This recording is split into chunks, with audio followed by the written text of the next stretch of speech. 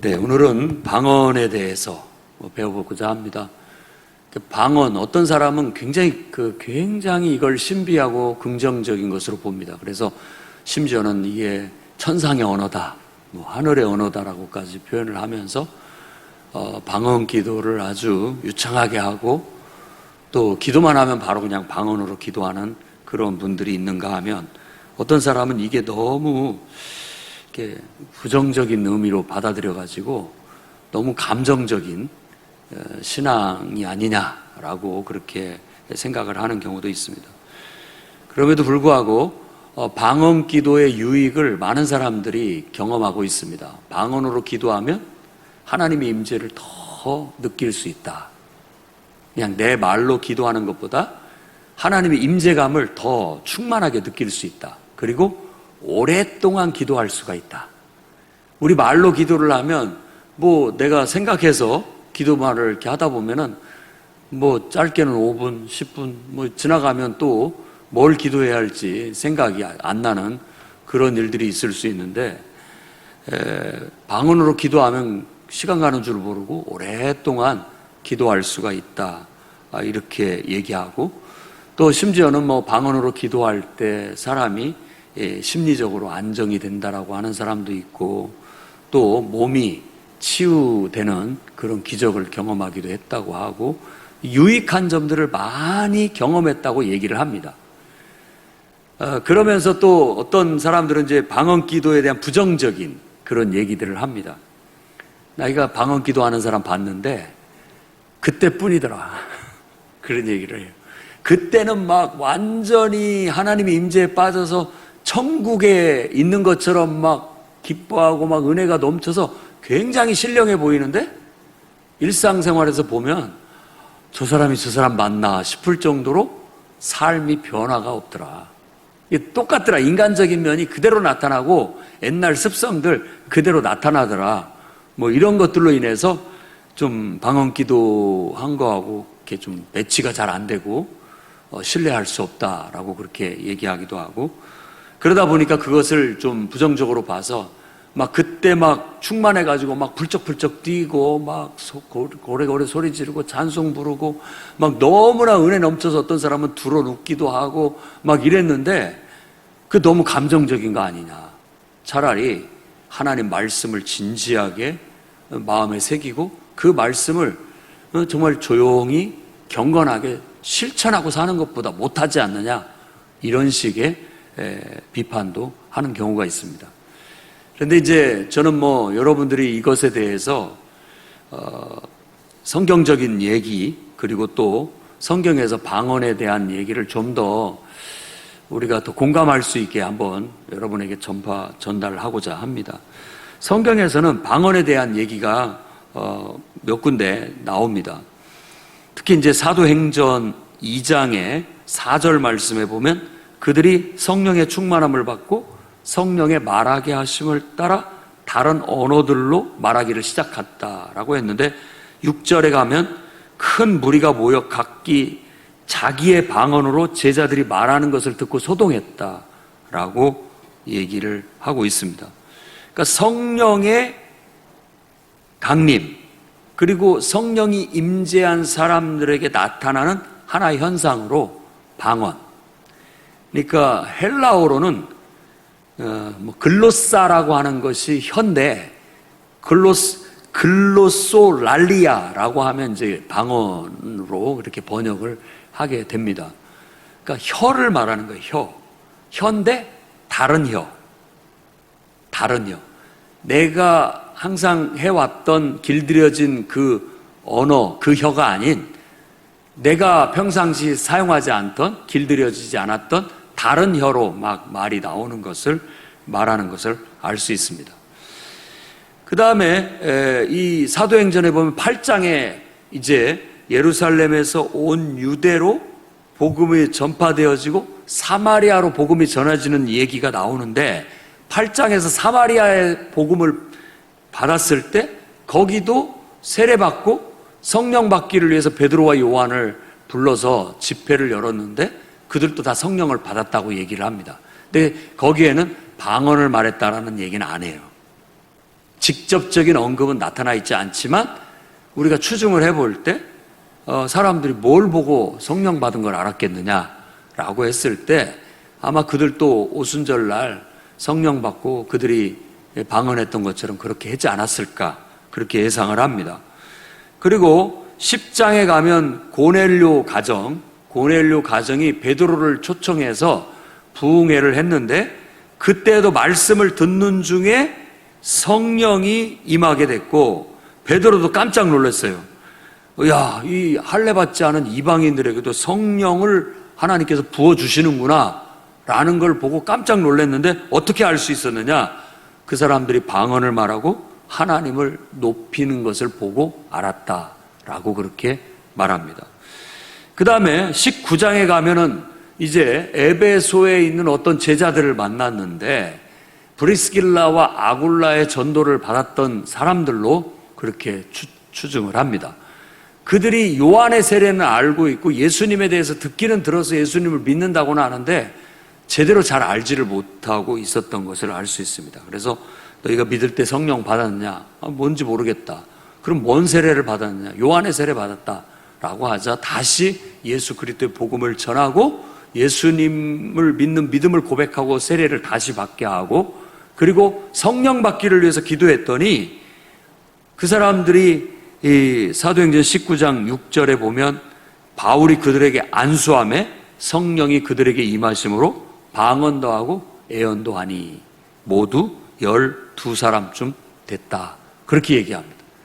그러니까 벌써 하나의 예만이 아니라 예루살렘에서 오순절날 성령이 임했을 때 방언 말하는 현상이 나타났고 그리고 8장은 건너뛰더라도 10장에서 고넬료 가정에서 그들이 말씀을 듣는 중에 성령이 임재했을 때 방언을 말했다라는 현상이 나타났고 그리고 이 에베소에서 만난 어떤 제자들도 그들에게 다시 예수 그리스도의 복음을 전하고 침례해 주고 성령 받기를 위해서 기도하고 안수했을 때 그들도 방언을 말하는 현상이 나타났다는 걸 알 수가 있습니다. 그러니까 사도행전을 보면 성령이 임재하는 곳에 바로 성령의 임재와 함께 나타나는 현상의 하나로 방언이 나타나고 있는 거예요. 근데 이 방언이라는 것을 세번역 성경에서는 그렇게 얘기합니다. 하나님의 임재 안에서 알아들을 수 없는 말을 하는 것, 이렇게 각주가 붙어 있어요.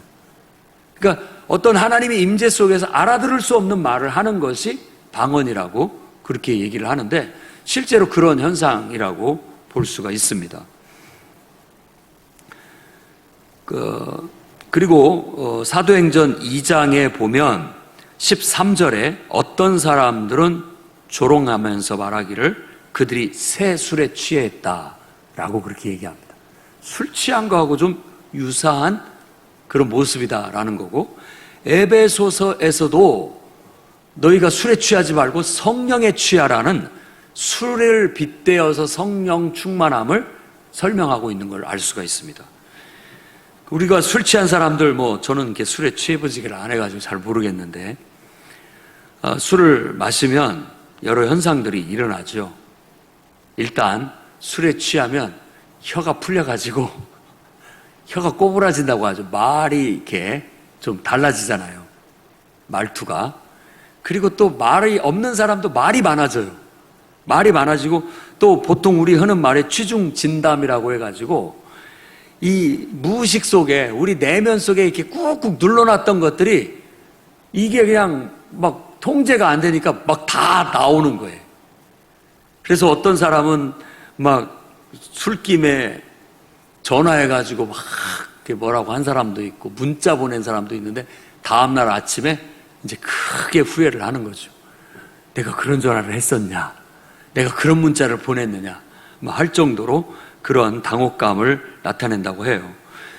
어떤 그런 것처럼 이 성령에 충만해서 술이 우리 안에 들어와가지고 술이 우리를 지배해서 우리 혀도 풀리게 만들고 또 술이 우리를 항상 이성이라는 것에 딱 통제되어져 가지고 할 말도 못하고 또 억눌려서 살고 있는 것들이 어느 정도 풀려가지고 막 말도 막 거침없이 하게 되고 또 속에 있는 말 꾹꾹 눌러놔서 예의상 하지 못할 말들 해서는 안 되는 말들도 막 다 함으로써 큰 문제를 일으키는 그런 것이 술이라고 한다면 성령의 충만함도 어느 정도 그런 식의 우리에게 변화를 수반한다는 겁니다.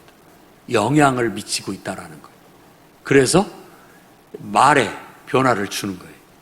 그리고 또 우리 안에 있는 무의식 속에 들어있는 뭔가가 하나님 앞에 올려지는 거예요. 그래서 고린도전서 14장에 이 방언과 예언에 대해서 자세하게 바울이 얘기를 하고 있는데, 그만큼 고린도 교회에서도 방언으로 기도하는 사람이 많았다라는 거, 있었다라는 것 때문에, 그리고 그것이 오히려 막 어떤 우월한 은사인 것처럼 고린도 교회에서는 방언을 막 너무나 모이면 막 전부 막 자랑하듯이 방언으로 기도를 하니까 오히려 그것이 도움이 못 되는 그런 문제를 바로잡기 위해서 고린도서 14장에 그 내용을 기록을 했습니다. 오늘 우리가 읽은 말씀은 바로 그런 말씀의 맥락에서 나온 겁니다. 방언을 말하는 자는 사람에게 하지 않고 하나님께 한다. 이는 알아듣는 자가 없고 영으로 비밀을 말합니다. 라고 그렇게 얘기합니다. 그리고 또 이제 뒤에도 쭉 살펴보면 그 고린도전서 14장 말씀을 이렇게 보면 알겠지만은 이 우리가 어떤 이 방언 기도는 알아들을 수 없는 말이라는 거, 그리고 모든 소리에는 다 의미가 있다. 그래서 그 알아들을 수 없는 말이지만 그 말 속에 어떤 의미가 있는 것으로 얘기를 하고 있어서 바울은 그 의미를 해석해줘야만이 우리에게 유익이 된다라고 얘기를 해요. 그러면서 내가 마음으로도 찬송하고 영어로도 찬송하고 뭐 마음으로도 기도하고 영어로도 기도할 수 있다라고 해서 마치 마음으로 하는 것은 우리가 이성을 사용해서 우리가 의식적으로 기도하는 것, 찬양하는 것을 말하지만 영어로 기도하는 것은 좀 무의식적인 그런 요소가 있다라는 것. 그 말은 곧 방언 기도는 어떤 의미에서는 더 내면의 깊은 무의식, 술에 취하면 그 내면에 갇혀있는 무의식이 튀어나오는 것처럼 우리 안에 잠재되어 있는 이런 것들이 방언이라는 알아들을 수 없는 소리와 알아들을 수 없는 말로 표현되어질 수가 있다라는 겁니다. 그런데 이런 표현이 왜 중요하냐? 사실 해소가 됩니다. 해소가 돼요. 그래서 방언으로 기도하는 것은 자기한테 덕이 된다고 하는 거예요. 내가 심리적으로 압박받고 또 어떤 억눌리고 이런 것들이 하나님의 영에 심취해서 하나님의 영에 의해서 그런 알아들을 수 없는 말을 막 쏟아놓다 보면 내면에 무의식 속에 억눌려 있고 갇혀있던 이런 것들이 다 풀려져서 해소되는 그런 기쁨, 그런 자유함, 평안함을 얻을 수 있어요. 취중 진담처럼 말로 다 이걸 이렇게 내뱉게 되면 나중에 주워 담을 수가 없는데 알아들을 수 없는 말로 하니까 이건 부작용이 덜합니다. 분명히 덜합니다. 그래서 성경에서는 방언으로 기도하는 걸 사도 바울도 금하지 마라. 나도 방언으로 많이 기도한다. 라고 그런 식의 표현을 하고 있는 겁니다. 그래서 저는 오늘 이런 말씀들을 종합해서 한 3가지 정도만 얘기를 하려고 합니다. 첫째는 여러분들이 기도를 할 때 방언으로 기도하려고 방언을 구하지 마시고 성령의 충만함을 구하시기 바랍니다. 핵심이 뭔지를 알아야 돼요. 어떤 사람이 저한테 와서 목사님이에요. 그런데도 불구하고 자기는 이제 그런 뭐 오순절 개통이라든지 순복음 개통의 교회에 다니지 않았고 보수적인 그런 교회 다니다 보니까 자기도 이렇게 저렇게 접하다 보니까 성령 충만함을 좀 받고 싶고 방언 기도를 하고 싶은데 자기는 안 된다는 거예요. 어떻게 하면 할 수 있냐? 나도 방언 기도를 하고 싶다. 그런 얘기를 해요. 근데 그 말이 무슨 말을 하려고 하는지는 알겠는데 저는 여러분들한테 방언 기도를 구하지 마시고 성령의 충만한 임재를 구하시기 바라요. 성령의 충만함 속에서 나타나는 현상이 방언인 것이지 방언을 구하는 것은 본질을 놓치는 겁니다. 본질을 놓치는 거예요. 그래서 교회에서 뭐 방언받고 싶다고 이런 말을 우린 좀 고쳐 나갔으면 좋겠습니다. 방언받고 싶다가 아니라 성령에 충만해서 성령의 말하게 함을 따라서 말하는 경지까지 도달하고 싶다. 그렇게 말하는 것이 더 올바른 표현 같아요, 성경적으로. 뭐 방언 그거 저도 이제 이 방언 기도는 어떻게 보면 이렇게 사람이 어떤 동화된다고 하죠. 금방 동화가 잘 돼. 코미디언 같은 사람이 이렇게 그 다른 사람의 모창을 한다든지 그 음성을 이렇게 그대로 흉내내는 것들은 딱 그 사람이 딱 그 사람하고 동일시 되는 느낌을 갖고 그렇게 하는 거거든요. 그게 잘 되는 사람이 방언 기도도 잘합니다. 완전히 하나님 임재 속에 푹 빠져서 그만큼 뭔가에 자기를 이렇게 맡기는 것을 잘하는 거예요. 그냥 이렇게 맡기는 걸 잘하는 거예요. 근데 어떤 사람은 자기 의지가 강해가지고 그런 걸 잘 못하는 사람들이 있습니다. 아주 어떻게 보면 자기 의지가 강한 거죠. 의지가 강하면 강할수록 아무리 기도를 세게 해도 방언 기도 잘 안 나옵니다. 왜냐하면 그 의지를 하나님께 맡기고 완전히 내 자신을 편안하게 하나님의 성령의 이 흐름 속에 나를 맡겼을 때 그 성령의 말하게 함을 따라서 방언이라는 게 내 혀가 말에 마치 술에 취해서 내 혀가 꼬부라지듯이 성령에 심취해서 그 성령의 인도하심에 따라서 내가 혀가 돌아갈 수 있고, 또 저는 이제 어떤 경지에 이르면 하나님의 임재를 추구하다가 어떤 경지에 이르면 이게 내 말로 기도하는 것이 방해가 되는 단계가 이르러요. 내가 말로 기도하는 거, 내 말로 찬송하는 게 내가 의식한다라는 것 자체가 하나님의 임재를 깨뜨려요. 더 자유롭게 편안하게 하나님의 임재 속에 푹 잠기고 싶은데 자꾸 내 의식이, 내 의도적인 기도말이 방해가 되는 거예요.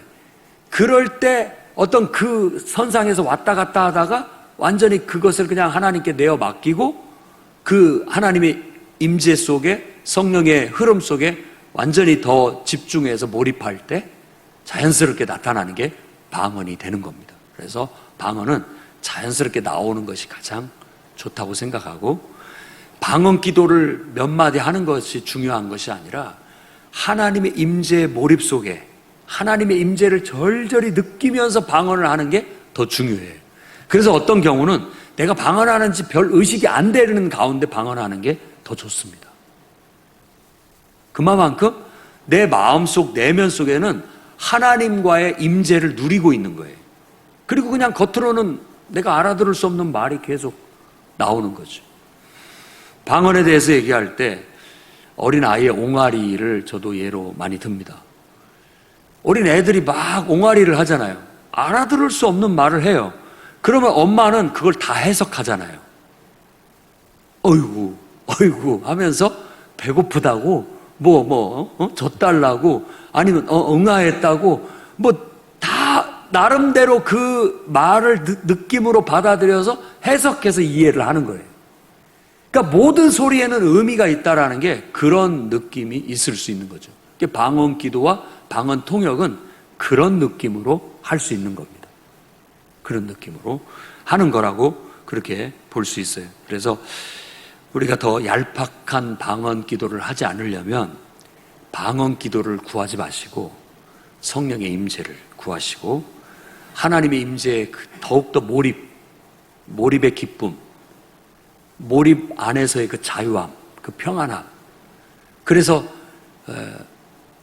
우리도 수영 잘하려면 온몸에 힘 쫙 빼고 그냥 물에다 몸을 맡기고 자유롭게 할 때 물에 자연스럽게 뜨게 돼 있거든요. 힘을 주면 줄수록 가라앉아요. 더 경직되면 경직될수록 속도는 더 안 나고 물에 가라앉게 돼 있단 말이에요. 그런데 오히려 힘을 빼고 맡기면 더 편안하게 힘 안 들이고 수영을 할 수 있는 것처럼 우리도 우리가 하나님의 임재를 느끼고 경험하기 위해서는 어느 정도 우리의 육신의 의지, 내 힘, 내 욕심, 내 어떤 것들을 좀 빼야 됩니다. 힘을 빼야 돼요. 그리고 하나님께 맡기고 어떻게 보면 주님의 임재 안에서 마치 내 몸과 마음을 다 내어놓고 맡기고 성령이 인도하는 대로 한번 따라가 보자, 이렇게 할 때 방언으로 기도할 수 있는 겁니다. 저도 제가 전도사 때 이제 어떤 한 형제를 놓고 막 기도하는데 그 형제가 아주 고집도 세고 이렇게 자의식이 강하고 의지가 강해. 그러니까 막 목이 다 쉬어 터질 때까지 막 기도하고 부르짖고 하는데 방언 기도 못하는 것 때문에 많이 낙심을 해야 하더라고요. 그래서 이런 말씀으로 권면을 해주고, 방언을 구하지 마시고 하나님의 임재에 몰입해라. 그리고 하나님의 임재 앞에 내 의지를 내려놓고 편안하게 온몸에 힘 빼고 마음도 편안하게 갖고 그냥 하나님께 맡긴다라는 마음으로 편안하게 기도를 해라. 그러다가 하나님의 임재가 느껴지면 계속 그 임재를 유지하고 그 임재를 더 느끼면서 그 임재 속에 더 빠져들 수 있도록 내가 내 몸과 마음이 반응을 하다 보면 자연스럽게 우리가 방언을 할 수 있다. 그건 그냥 나오게 된다. 왜냐하면 그런 어떤 하나님의 임재 속에 들어가다 보면 자연스럽게 내 이 말하는 것이 불편해요. 우리의 언어가 얼마나 제한적이고 이게 불편한지 몰라요. 그런 것들을 뛰어넘어서 그냥 자연스럽게 소리 나오는 대로 그냥 나오는 대로, 이 표현이 다 맞지는 않지만 그 비슷하면 나오는 대로 소리 내고 나오는 대로 흥얼거리고 나오는 대로 소리 내고 이렇게 하다 보면 그 말이 어떤 방언이라는 게 의미가 있는 게 아니라 그런 내 상태, 하나님의 임재 속에 나를 맡기고 성령의 인도하심 속에 내가 지금 내 자신을 맡기고 따라가고 있다라는 거, 그것이 더 중요한 문제예요. 그래서 저는 사도행전 2장 4절에서 다른 언어로 말하기를 시작했다라는 것보다도 더 중요한 것은 그 앞에 있는 성령의 충만함을 받고 성령의 말하게 함을 따라, 성령이 말하게 함을 따라서 그냥 그 성령의 흐름에 따라 내 혀가 그리고 내 몸이 반응함으로써 자연스럽게 그런 현상에 들어가게 되었다라는 것이 더 중요한 문제라는 거예요. 꼭 여러분들도 어떤 그 단계까지 도달하기를 바랍니다. 그래서 저도 성령 충만함을 받으라고 합니다. 성령도 충만한 것이 퍼센트가 있어요. 모든 안 믿는 사람에게도 저는 하나님의 영이 있다고 믿습니다. 그들이 인정을 안 하고 무시하고 살기 때문에 느끼지 못하는 것이에요. 만일 하나님의 영이 그 사람에게 없다면 그 사람은 죽고 말 거예요. 못 살아요. 미쳐버릴 겁니다. 모두에게 있어요. 근데 그걸 무시하고 사는 거예요. 근데 우리가 믿음을 고백하고 예수 그리스도의 진리의 말씀을 듣고 창조주 하나님을 듣고 배우고 그분의 역사를 듣고 배우고 그분이 성육신 와서 예수 그리스도 안에서 우리 가운데 오셔서 역사하셨고 우리를 위해서 고난받고 사랑을 베푸시고 십자가에 죽으시고 장사한 지 사흘 만에 부활하시고 승천하셨다라는 말씀을 듣고 보니까 이 내 안에 계신 주님이 더 느껴지면서 그분에 대해서 인정하게 되고 그분을 더 절절하게 느끼고 그분의 영에 반응하게 되는 거예요. 그러니까 이 예수 그리스도 안에 있는 진리의 말씀이 선언됐을 때 그것에 의해서 고무되어지고 반응이 나타나는 게 성령의 역사예요. 진리가 선포되지 않은 가운데 어떤 나타나는 똑같은 어떤 영적인 현상은 그건 성령이라고 할 수 없습니다. 우리가 말하는 건 사도행전 보듯 꼭 예수 그리스도의 복음이 전해지고 그 다음에 그것에 자극을 받아서 성령의 충만함을 받게 된 거예요. 그렇게 해서 성령의 충만함을 받고 그 성령의 심취에 성령의 말하게 함을 따라 다른 방언을 말하게 되는 것이지요. 그러니까 그분의 임재와 그분의 영을 절절히 느끼면서 그분의 사랑 속에 빠져들듯이 그분의 은혜 속에 잠기듯이 그런 속에서 내 자신을 그대로 맡기고 그냥 편안하게 나오는 대로 하면서 이 나오는 대로 한다라는 건 임재를 방해받지 않고 의식하지 않고 몰입해서 무의식 속으로 계속해서 하나님의 영과 내 영이 하나가 되는 그런 깊은 체험의 단계까지 올라가는 거예요. 그래서 그걸 자꾸 끌어올려야 됩니다. 자꾸 의식을 해서 하나님의 임재를 느끼고 경험하면서 내가 더 그분을 인정하고 인정하는 거죠. 하나님의 임재가 느껴지면 주님을 막 더 기뻐하고 환영하고 그 임재를 더 증진시키려고 하고 더 느끼려고 하고 더 그 속에 몰입하려고 하다 보면 이게 충만해져서 결국은 50% 이상 나에게 더 충만해지게 되면 그것이 나를 주도하게 되는 거예요. 그 영향력이 나를 주도하게 되는 거예요. 술도 조금 마시면 지배적이지가 않잖아요. 근데 어느 단계를 넘어서면 술이 이제 나를 지배하게 되는 것처럼 하나님의 임재도 그렇게 충만해져야 됩니다. 그러니까 그런 충만한 지경에 갔을 때 나타나는 현상, 혀가 꼬부라지네, 몸이 휘청휘청거리고 똑바로 걷지를 못하네, 술 취했네, 이렇게 말하는 것처럼 우리도 어느 정도 성령에 충만해져서 어떤 내 의지를, 내 생각을, 내 말을 완전히 놓아버리고 하나님께 맡길 정도 됐을 때 이게 내 안에 하나님의 영이 충만하구나. 저 사람에게 지금 성령이 충만해서 성령이 완전히 사로잡혀서 성령의 말하게 함을 따라 말하고 있구나. 성령이 충만해서 성령에 사로잡혀서 부끄러운지도 모르고 막 일어나서 손들고 막 찬양하고, 어떤 사람은 또 뭐 훌쩍훌쩍 뛰기도 하고, 어떤 사람은 또 막 그냥 몸 가는 대로 움직이는데, 뭐 어떤 사람 말하는 것처럼 홀리 댄스, 거룩하게 막 하나님의 임재를 느끼는 그대로 느낌을 그냥 막 표현해내는 거죠. 그런 모습들을 보여주게 되는 거예요. 그런 모든 것들은 그런 행동, 그런 말이 중요한 게 아니라 지금 그런 몸짓과 그런 말을 통해서 하나님의 임재 속에 빠져들고 있다는 게 중요한 겁니다. 완전히 사로잡혔다는. 그런데 얄팍한 방언을 하는 사람들은 그런 임재는 하나도 없는데 방언만 하고 있어, 입으로. 그건 좀 뭔가 좀 약간 결여된 것이 아닌가 하는 생각이 들어요. 그래서 옛날 우리 친구들도 막 방언기도 하다가 한동안 교회 등한히 하고 말씀도 등한히 하고 기도 등한히 하면 어느 때부터인가 방언기도가 안 나온다고 그렇게 얘기하는 것은 그만큼 하나님의 임재감을 잃어버리고 살고 있다라는 것이죠. 다시 그 임재를 끌어올리고 또 의식하고 더 그것을 이렇게 증진시키고 하나님의 임재를 느끼면서 그분의 충만함을 느끼게 된다면 다시 그런 현상들은 나타날 수 있게 되는 겁니다.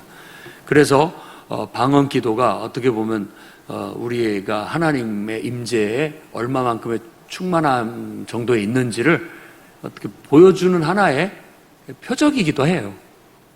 그렇게 보여집니다. 그러니까 여러분, 방언은 성령에 충만할 때 자연스럽게 나타나는 현상이므로 방언을 구하지 마시고 성령의 충만함 속에 몰입하여 자연스럽게 방언이 그냥 나타나는 것으로 추구해 나가시기를 바랍니다. 두 번째로는 어떤 영적인 실제를 다양한 것들로 경험하시라는 겁니다. 실제가 있어요, 실제. 하나의 예를 들어볼게요. 너무나 아름다운 경치예요. 그걸 그림으로 표현해 보세요. 그림으로. 여러분 표현할 수 있겠죠? 노래로 표현해 보세요. 시로 표현해 보세요. 내가 본 정말 막 경탄이 절로 나오고 두 손이 막 번쩍 들릴 정도의 너무나 아름다운 광경이에요. 그것을 그림으로 그려내는 거, 그리고 노래로 표현하는 거, 춤으로 표현하는 거, 말로 표현하는 거, 글로 표현하는 거, 이런 것들이 우리가 경험하는 것들입니다. 하나님 눈에 보이지도 않아요. 보이지 않죠. 근데 영적 실제예요. 그 영적 실제가 실제로 우리라는 이 몸, 육체, 그리고 우리가 감각할 수 있는 감각으로 그분을 경험하고 우리는 그것으로 표현해내는 겁니다. 그걸로 표현해내는 거예요. 그러니까 방언도 하나의 표현이에요. 하나님의 임재를 표현하는 우리의 몸의 하나의 표현법이라는 거예요. 춤도 표현법이죠. 한때 베니인 목사 같은 분들이 이렇게 성령의 성령 집회를 하게 되면 그때는 또 묘하게 사람들이 이렇게 다 쓰러져요. 쓰러집니다. 이런 것들도 하나님의 임재에 대한 표현이라고 보면 되는 겁니다. 표현. 그리고 옛날에 오순절 운동, 순복음제라고도 하고 오순절 운동이 일어났을 때 이 사람들이 막 성령에 심취하면 저 서양 사람들은 대굴대굴 둥굴어요. 막 너무나 충만해가지고 막 그냥 불어 넣어가지고 둥굴어 다녀요, 바닥에서. 그래가지고 이 사람들 별명이 롤러예요, 롤러. 뒹구는 사람들. 이렇게 별명을 붙였단 말이에요. 그러니까 조롱 섞인 말이에요. 안 믿는 사람들이 봤을 때 쟤들 저 미쳤네, 미쳤어. 왜 저러는 거야 도대체? 그리고 저도 이제 그 미국 오순절 교회 영상이라든지 그 실제로 가서 경험을 해보면, 아니 기도를 하면 그냥 조용히 기도하면 좋은데 그 사람들은 일어나가지고 이 막 이런 데를 뛰어다녀요. 이렇게 돌아다녀. 가만히 있지를 않고 막 다니면서 막 찬송하고 기도하고 막 혼자, 그리고 막 뭐가 막 그 어떤 흥분되고 어떤 은혜가 받았는지 모르지만 막 박수를 쳤다가 또 막 소리를 질렀다가 뛰어다니기도 하고 이런 다양한 표현을 해냅니다. 표현을. 그러니까 우리가 하나님의 성령의 실제, 하나님의 임재, 이런 것들이 있었을 때 우리는 고상하게 신선처럼 고상하게 막 내 안에 뭔가 막 하나님의 거룩함이 임재해서 막 뿜어낼 수도 있고요. 그런 가만히 있어도 막 웃음이 절로 나오기도 하고 얼굴이 막 천사처럼 환해지기도 하고, 스데반처럼 얼굴이 막 빛이 나는 것 천사처럼 환해지기도 하고, 또 어떤 사람은 막 자연스럽게 성령에 침취해서 율동이나 몸동작으로 표현하기도 하고, 어떤 사람은 말로 그것이 표현되어지기도 하고, 또 그런 것들이 어떤 사람은 글로써 멋지게 표현하기도 하고, 이런 것들이 뭐 그림으로도 표현하기도 하고, 다양한 표현을 통해서 우리는 하나님의 영적 실체를 경험할 수 있다는 거예요. 풍성한 경험을 해야 됩니다. 풍성한 경험. 그래서 막 통성 기도를 통해서도 하나님의 충만함을, 하나님의 임재를 표현할 수 있고요. 잔잔한 묵상 기도를 통해서도 얼마든지 하나님의 임재를 우리가 담아낼 수 있고 표현할 수 있는 거예요. 다 색깔이 틀려요. 그래서 어떤 것들을 이런 것들을 그러니까 다 주관적인 거예요. 나름대로 성격, 또 나름대로 배경을 통해서 그런 것들이 표현되어질 수 있으니까요. 그런데 내가 이런 체험을 했고 이랬다고, 나는 뭐 하나님의 임재가 있으면 막 자연스럽게 내 몸에 힘이 빠지고 뒤로 쓰러지는 체험을 했다고 너희들도 다 똑같이 체험해야 된다라고 강요할 필요는 없다고 봅니다. 그냥 동일시돼서 저 사람도 막 하나님의 임재가 막 강력하게 임하는 걸 느끼니까 그냥 자연스럽게 쓰러지고 어떤 그런 것들을 경험했다면, 나도 저런 표현을, 저런 어떤 하나님의 임재가 있을 때 저런 느낌을 경험할 수도 있겠다라는 것 가능합니다. 그러나 그것이 절대적인 것은 아닌 거예요. 또 하나님의 임재가 있으니까 막 가만히 있지를 못하고 일어서고 싶고 막 율동을 손을 든다든지 손을 흔든다든지 일어서서 막 걸어 다니면서 기도를 한다든지 이런 다양한 표현들을 할 수 있습니다. 그러면 더 하나님의 임재가 방해받지 않고 더 충만해져 가는 거예요. 그런 표현을 통해서 더 하나님의 임재를 인정하게 되고 그 임재가 더 이렇게 자꾸 확장되어져서 더 충만한 데에 나아가게 되는 거예요. 그러니까 그런 것들을 이렇게 우리가 잘한다 해줘야 됩니다. 그래, 더 충만하게, 더 몰입할 수 있도록, 방해하지 않도록 해주는 것도 필요합니다. 그렇게 하면서 나도 내 나름대로의 하나님 앞에 몰입하고 그분의 임재 속에 빠져드는 것들을 경험해요. 나는 하나님의 임재가 임하고 막 충만하면 막 우러나오는 찬양이 있어요. 막 찬양을 부르는데 곡조도 내가 조금 변조도 하고 가사도 내가 변해가지고 막 부르면 너무 좋아요. 막 더 깊은 하나님의 임재를 느끼고 그 속에서 깊은 충만감과 기쁨과 감격을 느끼는 거예요. 어떤 사람은 그런 춤이나 행동, 몸동작을 통해서 그런 걸 경험하는 거예요. 사람은 바로 이런 어떤 영적인 실제를, 이런 다양한 우리의 매개체되는 어떤 것들을 통해서 경험되질 수 있다라는 거예요. 그러니까 경험하십시오. 막 하나님의 성령이 임재하면 막 피아노에 손이 막 절로 딱 하고 막 손 가는 대로 막 어떤 사람 막 반주하고 재즈처럼 막 둥땅둥땅 하면서 막 하고 어떤 사람은 막 그냥 막 방언 소리인지 알아들을 수 없는 말로 막 노래를 하기도 하고 그런 표현들을 할 수 있는 거죠. 이런 모든 것들이 그냥 허울뿐인 사람이 있고 진짜인 경우가 있어요. 그러니까 겉으로만 이렇게 가볍게 하는 것이 아니라 깊이에서부터 속에서부터 우러나오는 표현들, 이런 게 진짜 감동적이에요. 그러면 그걸 지켜보는 사람도 같이 동화가 돼서 하나님의 임재를 찌릿찌릿하게 느끼는 거예요. 막 느껴지는 거예요. 우리 인간은 그렇게 창조되었습니다. 하나님의 임재를 느끼고 경험할 수 있도록 우리 뇌가, 우리의 오감이, 우리의 내면이 그런 하나님의 임재를 담아낼 수 있고 표현해낼 수 있는 존재로 우리는 지음받은 거예요. 그러니까 하나님의 임재를 표현해내세요. 자꾸 다양한 걸로 표현해내시라고요. 찬양하다가 너무나 기뻐서 하나님 앞 일어서고 싶으면 일어서셔야 됩니다.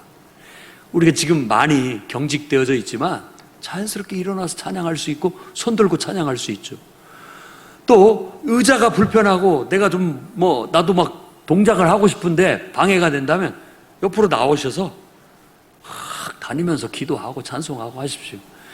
저는 이제 어렸을 때 중학생 때부터 선교사님, 미국에서 온 선교사님 봤는데 그분들이 이제 오순절 개통에서 온 선교사님들이어가지고 막 성경 공부를 하다가도 막 은혜를 받았는지 막 Praise the Lord 하면서 막 박수를 치면서 막 혼자 막 기도를 하다가 또 다시 강의를 시작하고 막 이래요. 그러면 강의 듣고 있는 우리가 같이 막 동화가 돼가지고 은혜가 되는 거예요. 그분이 그걸 막 어떤 가식적으로 하는 게 아니라 막 복음을 가르치고 말씀을 가르치다가 감동이 되니까 막 혼자 좋아가지고 막 Praise the Lord 하면서 막 박수를 치고 막 주님을 찬송하고 그러면서 막 우리 또 막 같이 기도하자고도 하고 이런 것들을 봤기 때문에 그런 것들에 저는 익숙합니다. 익숙해요. 그런 것들을 저도 하고 싶고 저도 원래 순진하고 부끄러움 많고 이런 사람이라 남 앞에서 그런 거 잘 못하거든요.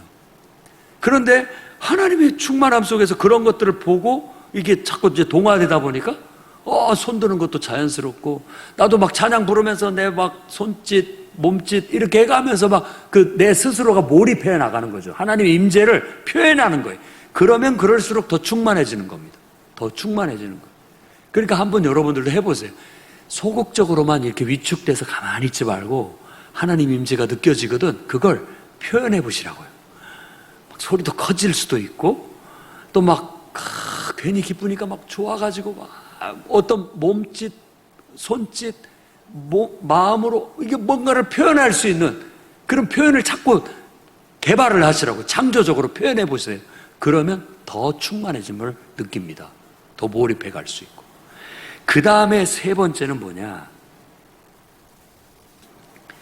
항상 우리가 기억해야 할 것은 모든 매개물을 넘어서 실제에 접근해야 된다는 것. 지금 두 번째는 제가 하나님의 실제를 담아서 우리의 매개물로 표현해내는 것을 말씀을 드렸잖아요. 근데 우리가 매개물로 표현을 하다 보면은 어느 순간에 이제 이게 익숙해지고 길들여져 가지고 실제 하나님의 임재나 이런 것들이 없는데 평상시 하던 습관대로 매개물만 남아요. 매개물만. 무슨 말인지 알겠죠? 형식화된단 말이에요. 모든 게. 하나님의 임재가 느껴져서 그런 것들을 표현하면서 쓰러졌는데 이제는 이게 습관이 돼가지고 그냥 손만 대면 그냥 쓰러져. 별 감흥도 없고 임재도 없는데 그냥 쓰러지는 거예요. 때로는 방언도 그럴 수가 있어요. 메마른 방언이 될 수가 있어요. 하나님의 임재가 있고 그분의 임재 속에 몰입되면서 그 어떤 속에서 자연스럽게 나오는 그런 매개체로서 방언을 했었는데 어느 순간에 임재는 사라져버리고 방언만 남아요. 이게 습관이 돼가지고. 에베소 교회에 경고하는 말씀이 딱 그 말씀입니다. 첫사랑을 잃어버렸다. 처음 사랑을. 수고하는 것도 많고 고생하는 것도 많고 봉사하는 것도 많은데 이제는 처음에는 하나님의 사랑이 너무나 넘쳐나서 그 사랑에 감동을 받아갖고 봉사도 하고 수고도 하고 했었는데 이제는 하나님 사랑은 없어져 버리고 사그라들어 버리고 습관대로 봉사하는 것만 남은 거예요. 수고하는 것만 남은 거예요. 그러다 보니까는 이 첫사랑을 잃어버리니까 실질적인 감흥이나 능력이 없는 거예요. 이것도 우리가 주의해야 된다라는 거예요. 그래서 이제 이 비판하는 사람들이 바로 그겁니다. 오순절주의자들이라든지 성령 충만함을 추구하는 사람들을 비판하는 사람들이 보면 얄팍하다, 가볍다. 처음에는 막 너무나 은혜가 충만해서 하나님의 사랑이 절절히 느껴져서 그렇게 표현하고 그렇게 행동했는지는 모르는데 나중에 보면은 그것이 습관이 돼가지고 이제는 하나님에 대한 은혜나 사랑이 없는데도 불구하고 그렇게 행동하고 있는 거예요. 그런 걸 보고 꼬집는 거예요. 야, 겉 껍데기만 있네, 껍데기만. 응? 막 요란한 것 같은데 실제 내면에 하나님의 은혜나 능력이나 사랑이 없다라는 거예요. 이런 것도 우리가 주의해야 된다라는 겁니다. 그래서 저는 이 능력기도의 시간을 통해서 여러분들이 성령의 충만함을 받으십시오. 성령의 충만함을 받으려면 하나님과 나 사이에 가로막고 있는 모든 것들을 제거하는 제거 기도를 해야 됩니다. 그리고 하나님의 임재에 계속해서 임재를 인정하고 느낌이 올 때마다 그 느낌대로 표현하면서 더 깊이 더 충만하게 나아가야 되는 겁니다. 그래서 어느 단계에 가면 그 성령이 나를 지배하고 그 성령에 의해서 내 인격이 길들여지고 다듬어지고 내 모든 삶이 그 성령에 의해서 표현되어지는 다양한 영적인 표현들이 나타나게 되는 거예요. 그것들을 잃어버리지 않고 꾸준히 그걸 유지해가는 그런 삶을 살게 된다면 우리는 영적인 사람이 될 겁니다. 그러다가 또 이제 그 겉적인 매개체 되는 표현들 그런 것만 껍데기만 남지 않도록 내면에 하나님에 대한 은혜, 사랑, 하나님의 성령의 충만함 이것도 놓치면 안 돼요. 함께 가야 되는 거예요. 알맹이도 있고 겉에 표현도 나타나야지 알맹이는 없고 표현만 남으면 껍데기 같아서 얄팍하고 비판의 대상이 될 수 있습니다. 그러나 우리가 여기서 말하는 온전한 성령 충만함은 내면의 인격을 성숙시키고 변화시키고 우리의 외적인 행동도 의롭고 성실하고 바르게 변화시켜 나가서 사람의 됨됨이를 훌륭하게 만들고 또 어디서든지 탁월한 능력을 발휘할 수 있는 하나님의 사람으로 만들어주는 거예요. 그런 충만함을 추구해 나가시되 오늘 특히 어떤 그 충만한 정도를 끌어올려서 정말 성령의 말하게 함을 따라 방언을 말하는 단계까지 여러분들이 더 깊은 하나님의 임재를 추구해 나가시기를 주의 이름으로 축원합니다. 기도하겠습니다. 거룩하신 주님,